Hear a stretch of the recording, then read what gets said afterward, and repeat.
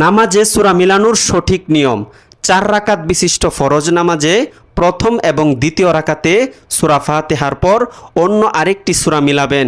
যেমন প্রথম রাকাতে সূরা ফিল পড়লে দ্বিতীয় রাকাতে সূরা কুরাইশ পড়বেন। কিন্তু তৃতীয় এবং চতুর্থ রাকাতে সূরা ফাতিহার পর অন্য কোনো সূরা মিলাতে হয় না।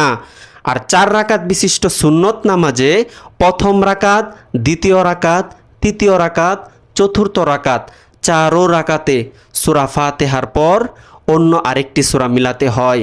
যেমন প্রথম রাকাতে যদি আপনি সূরা ফাতিহার পর সূরাতুল ফিল পড়লেন, দ্বিতীয় রাকাতে আপনি সূরা ফাতিহা পড়ে সূরা কুরাইশ পড়লেন, তৃতীয় রাকাতে আপনি সূরা ফাতিহা পড়ে সূরা মাউন পড়লেন, চতুর্থ রাকাতে আপনি সূরা ইখলাস পড়লেন।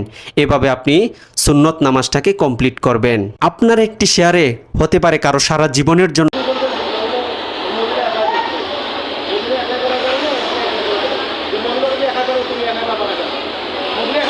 তুমি